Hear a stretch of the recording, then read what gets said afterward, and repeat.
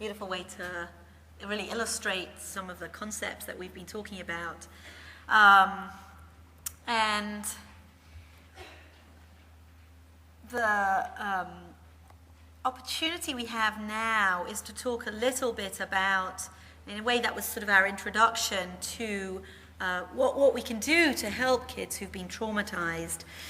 And so what I'm going to do now is just spend a little bit of time talking with you about interventions for traumatized kids and in general, and I'm going to give you a little bit more information about trauma-focused cognitive behavioral therapy, the intervention that David used in particular, so that you, if you are interested, you can go and get more information. First of all, what I want to say is I'm going to try and, I'm trying to be broad because I know that we have a broad audience here of people who both do therapeutic work with kids as well as people who work with children in many different ways, whether it's educators or people who are sort of public health workers or people who maybe work in other frontline situations like shelters, for example. And there are different levels at which we can offer services to kids who are traumatized, obviously including both clinical and what I would call non-clinical interventions, i.e. interventions, things that can, strategies that can really help and don't require a mental health professional. So I'm going to cover both psychotherapy interventions, which of course trauma-focused CBT is one psychotherapy intervention, but also a couple of other ways to intervene with kids who've been traumatized. Acute crisis response, I'll talk a little bit about what can be done to identify and offer services to kids in the acute aftermath of a traumatic event. Preventive interventions, so what can we do for kids who you know have experienced something traumatic, but may not meet the criteria for a diagnosable disorder, at which point you would provide treatment. And those are preventive interventions. And I'll just spend a little bit of time on multi-system initiatives. So for those of you who are interested in sort of systems perspectives, those kinds of perspectives on serving kids who've been exposed to trauma. So some of you may be familiar with critical incident stress debriefing, and so I sort of find the best thing to do is to be really straightforward. Critical incident stress debriefing in particular, psychological debriefing in general, is the most well-known and widely disseminated approach for people who have been traumatized. The vast majority of people who CISD targets are adults. In fact, critical incident stress debriefing, or CISD, was originally developed for emergency responders. The idea was, and it actually came out of a military model, if you ask people to tell you what they've been through and give them an opportunity to talk about it, i.e. debrief, you will be able to address and deflect any potential traumatization or PTSD symptoms later. There's actually no evidence. There's actually a lot of controversy around this. This is an example of an intervention that's been widely disseminated with little or inconsistent evidence for its effectiveness. In fact, and I'm not going to spend a lot of time talking about adults because they're not our population today, but while there actually is evidence for the utility of debriefing, period, i.e. the opportunity for first responders to talk about what they did, so operational debriefing, the psychological debriefing is much more controversial. It's particularly problematic when we think about children. The idea that you would take groups of children and ask them to talk about different experiences, because of course each child has their own experience, in a group format, kind of let it all hang out approach, is problematic, because what we find sometimes is that you can have a contagion effect where kids who haven't thought about that, whose experience wasn't that kid's, now is that kid's because that kid's shared theirs. There's also some evidence that sort of intense debriefing interventions can actually interfere with natural recovery from trauma. And the fact is that most people do recover from traumatic events without clinical intervention. That's just fortunately, that sort of attests to the resilience of the human spirit. So it may be harmful, and so I'm just going to be very clear about, and this is why we need evidence. We need to gather evidence about interventions. Psychological first aid is a different kind of intervention. There is some emerging evidence for its utility. It's used by the American Red Cross. It was developed by a group affiliated with University of California, Los Angeles, Bob Pinus's group, and it is a primarily psychoeducational tool. And the goal of psychological first aid, it's been used mainly with disasters, Hurricane Katrina, for example, to provide a lot of as much information to people as possible about what you can expect to think and feel, and about, be like after a traumatic incident. So there are guidelines for parents, and there are guidelines for teachers, and there are guidelines for working with children. Like I said, there is some emerging evidence for its utility. Then there are acute interventions. One example I'm going to talk to you about is the Child Development Policing Program. And these are interventions that partner first responders with mental health clinicians or social service workers to do a few things. One is to identify people who are kids who are exposed to traumatic events. The second was, we talked about the barriers to identification. And so, if you think about who are the people that see traumatized kids, well, police see a lot of traumatized kids. So if you really want to go right to the source and find, and be able to identify kids, then you're going to partner with the first people who are going to see them after a 911 call, for example. The second goal is triage, really, to be able to be a bridge to services so that if people do want services, they have the opportunity to get them. So often people are kind of left floundering. They have no idea what's out there. And then the third is to provide psychoeducation, again, similar to psychological first aid. What kinds of things do you expect to see? And that's kind of a normalization of responses, or it could be, a pamphlet telling parents, here's what you can expect to see in your children, and here's what to do if your kid's symptoms don't calm down after a month or so, which is, of course, the diagnostic threshold for PTSD. So I'm going to start by talking a little bit about what David talked about, which is trauma-focused cognitive behavioral therapy. David gave you a lovely example of TFCBT with this little boy who dealt with so much in his short life. Trauma-focused CBT was developed, as David mentioned, by Judy Cohen, Tony Manorino, and Esther Deblinger, who actually are in separate places, two in Pittsburgh and one in New Jersey, but developed similar models together and finally decided to collaborate. And there's really good evidence. Trauma-focused CBT is the child treatment with the most evidence for treating childhood trauma.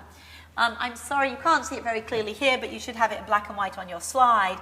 I would strongly encourage any of you who are interested in TFCBT to go to the website, tfcbt.musc.edu. There, you can get 10 hours of free CE training on trauma-focused CBT. It's a really, it's a web-based training for clinicians on trauma-focused CBT. It's free, and at the end you can print out a certificate of attendance, which you can then submit for continuing education credits. And it has video vignettes, the kind of material that David was talking about. You see it in video vignettes that demonstrate different concepts and different components of the model. We are very interested in disseminating trauma-focused CBT. We do that here throughout the state. I mentioned earlier we have a collaboration with Minnesota's Department of Human Services, and we are currently midway through a learning collaborative with 45 clinicians in Minnesota in 8 agencies throughout the state who are learning trauma-focused CBT. And a prerequisite for any training in trauma-focused CBT is this 10 hours of training.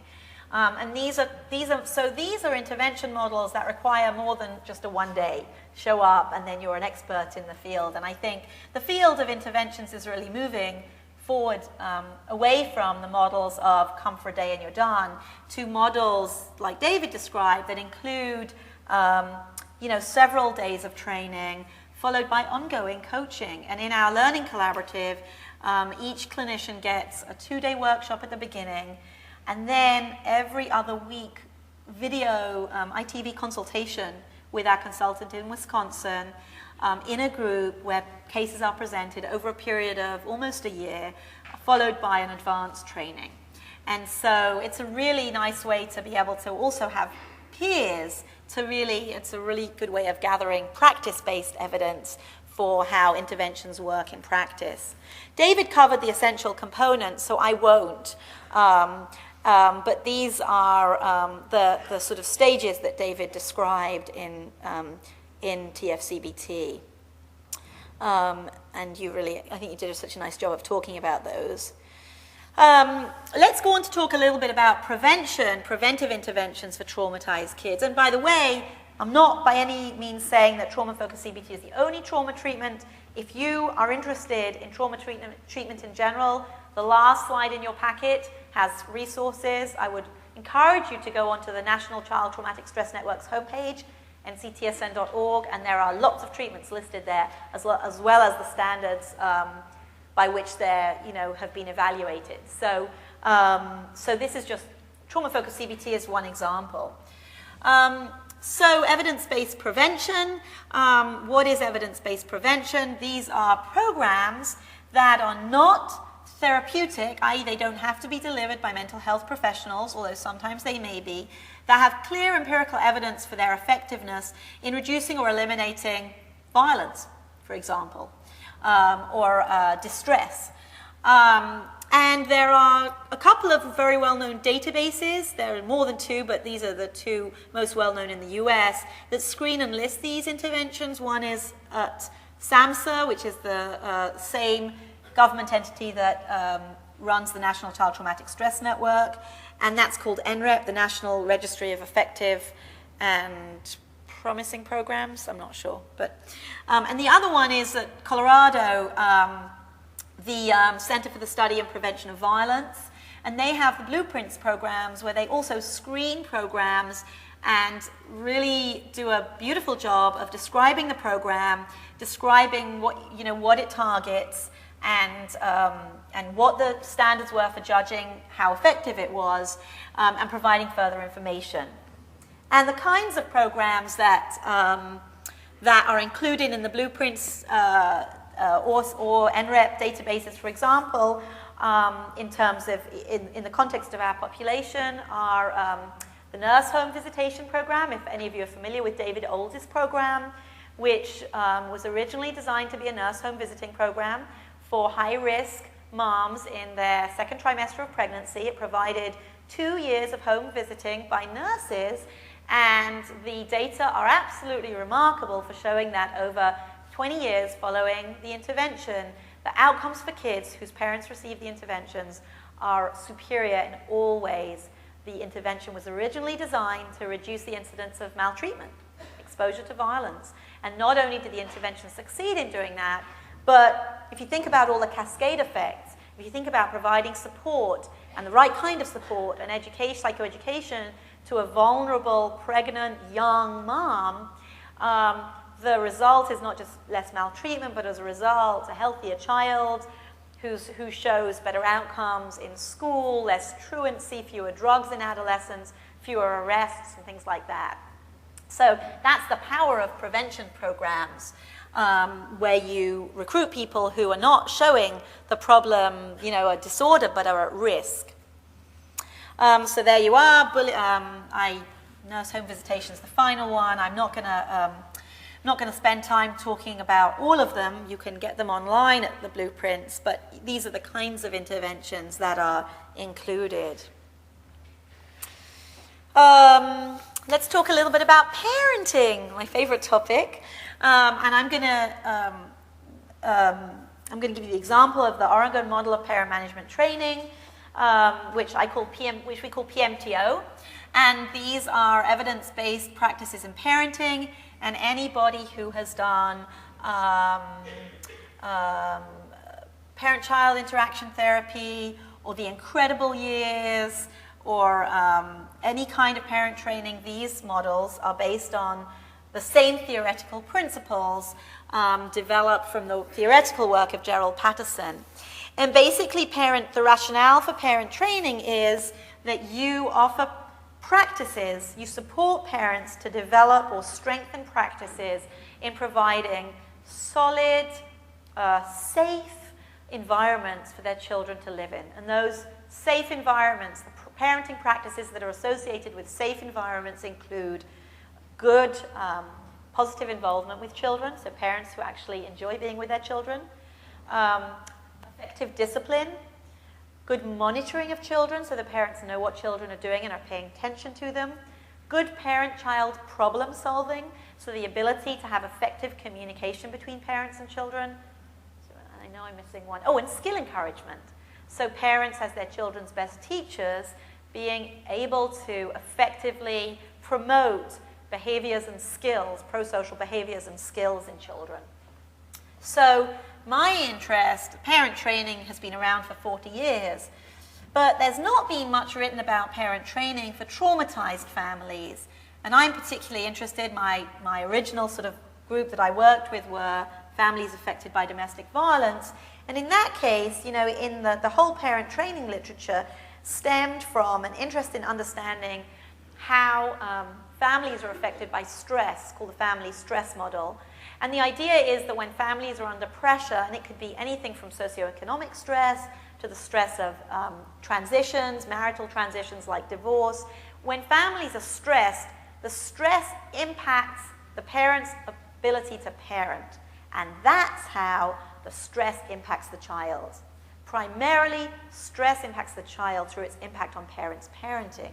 So for me, that was more than a powerful rationale to think about what happens in traumatized families, i.e. families where, for example, e.g., families where mothers have been abused, or families who've been through war, or other kinds of traumatic events. Most kids don't make it through mental health services, so why not provide something that parents can do to support their children? And parents are often the only available and critical resources for kids. So originally, this model, PMTO, was developed for all these kinds of problems, and in fact, it has been shown to be very effective at dealing with these problems. And many of the kids in the studies, any of you know multidimensional treatment foster care, that is a PMTO intervention or early intervention foster care, or a school-based intervention called LIFT or parenting through change. These are all variants on parent management PMTO. And I've sort of covered the effective parenting skills, and there are 5 of them. And what we are attempting to, let me just put that back up. And so what we are currently doing in our work right now is saying, okay, we know that these effective parenting practices work in highest standards of effectiveness. Studies time and time again have shown that if you train parents in these parenting practices, kids do better. How much better? This little graph that I'm showing you is one of my favorite little graphs, and it shows the probability of arrests since children's parents did or did not attend a 14-week parenting intervention called Parenting Through Change. And so this was a randomized trial where moms who were just divorced in Oregon were assigned either to a 14-week intervention called Parenting Through Change or not. No diagnosable disorders, just, a regular old, you've been through divorce. And the blue line shows the probability of arrest for the kids whose kids did not receive any intervention, kids whose moms went through the group, and the red line, did not go through the group, and the red line shows the kids whose moms did go through the group. And so what you see is, you see an increase overall because these kids were only 6 at the time that their moms attended the group, so they're not likely to be arrested, hopefully, before they're about 10. And of course, what you see in general across the population is an increase in arrests of children across adolescence, but you see how much more likely the kids whose moms did not go through the intervention did, or conversely, what a protective factor this intervention provided for the moms and ultimately the children who went through this group. So PMTO works, and what we have found is that it seems to act not just on kids acting out behaviors, but also on their distress. It helps kids, if you think about those same parenting practices, they really help provide a stable, secure environment for kids who've been traumatized. One could argue that they're even more critical then for kids who've been traumatized. And so what we've been doing is adapting PMTO for traumatized families. I don't really have time. I think I'm pretty close to being out of time. I've got like 5-7 minutes? Okay. So I'm just going to give you a quick example. We're adapting something called trauma-focused parent coaching, which is where what we do is we work with traumatized families. We now actually have worked with 4 groups of traumatized families in the metro area. The first group we did was moms who were in a battered women's shelter, where these are moms who'd been abused, they had very complex trauma histories, and had been exposed to both domestic violence, but also were homeless. They were in a shelter. And we worked with people in the community to implement this parenting through change intervention. And what's really interesting is that parent training doesn't explicitly focus on emotions. And of course, trauma, we've talked about this all the way through this morning, is all about emotions. It's about being overwhelmed emotionally that completely disrupts your regulation. And my feeling, from my hypothesis, to put it in a researchy way, is that what happens to parents who are traumatized is that they are totally overwhelmed emotionally, which really impairs their ability to manage their emotions when they're interacting with their kids. And when that is most clear is when they get into conflict or when they need their kids to do something. And it's much harder if you have any kind of a trauma trigger when you're interacting with your children. Think about how much harder it is to manage your own emotions. Think about how easy it is to get angered or triggered by your kids anyway, and add the trauma piece, and you have a much more complex, difficult challenge. And so what we focus on in our groups is what we call observing and managing emotions. And that is at the cornerstone, the ability to help moms observe and manage their emotions in a way that David talked about in trauma-focused CBT, where the child is taught to label feelings and to understand what feelings do in your body and to think about the thoughts associated with those feelings. We do that with moms as a way to help them manage and structure their interactions with their children. We have adapted this in the context of our center, which is a collaboration of all the entities here, and we have had very, very good findings. Like I said, our first try at this intervention was in a shelter. We tried it at Tubman Family Alliance, which is the largest DV agency in the state, in their Harriet Tubman shelter in Minneapolis. 2 incredible facilitators, both staff at Tubman, recruited 10 moms. And those 10 moms were residents in the shelters at the start of the intervention. And you guys know how transient a population it is. 14 weeks later, 9 of the 10 moms were still attending. And the average number of sessions that moms attended was 85%, which was really, we were just stunned, because everyone told us you could never provide services to such a high-risk, transient group of moms. And I had the privilege of being able to do a focus group with the moms after we were done, and they just talked about how what an incredible support the group was to them, and how it really taught them to kind of take back their household. Because as many of you who work with battered moms know, what's so undermined is they're so powerless and they're made so helpless by their abuser, and they sort of feel like they're now, the household's being run by their children often. And so they talked about how this has given them concrete tools to be able to provide their children with a more secure, safe environment. I'm just going to spend the last couple of minutes talking about collaborating across systems. This is really important in dealing with traumatized kids, because these kids enter into multiple systems. Some of them are in the child protection system, many of them are seen by cops, some of them are seen by hospital personnel, some by firefighters, and no one system can possibly help them alone.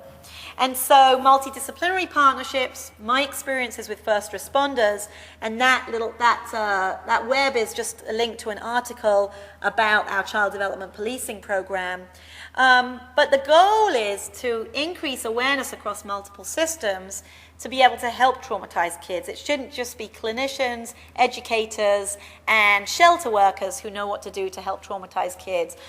Police officers should know what to do when they enter a home. They should know about how to help 3-year-olds, the importance of a transitional object, things like that. And that's what multidisciplinary partnerships provide.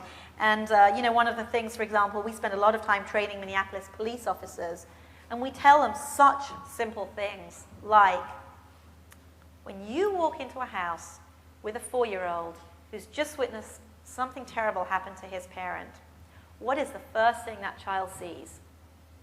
What is at his eye level? Your gun, your utility belt. If you get down on one knee to talk to that child in the eye so that he can see you, that will make a huge difference. And those are such simple things that we can really help if we cross disciplinary boundaries to help traumatized kids. I think I'm out of time, so I'm not going to spend much time talking about the CEVI, the Children Exposed to Violence initiative. But the main goal is to really show you that across the country, initiatives have been developed. And those include things like the Green Book or the Safe Start initiative that I consult with that bring multiple stakeholders together within and across communities to solve issues associated with children's exposure to violence. So I've given you a list of EBPs, not an exhaustive list, of evidence-based practices in trauma intervention, practices that really have been shown to be effective with traumatized kids. Other interventions are on the National Child Traumatic Stress Network website. These are just my favorites. And I've given you a list of web resources. And I'm really pleased to communicate. Anyone who's interested, you've got my email address on the front slide. And I think Joel's coming up, and I'll thank you for your time and your patience.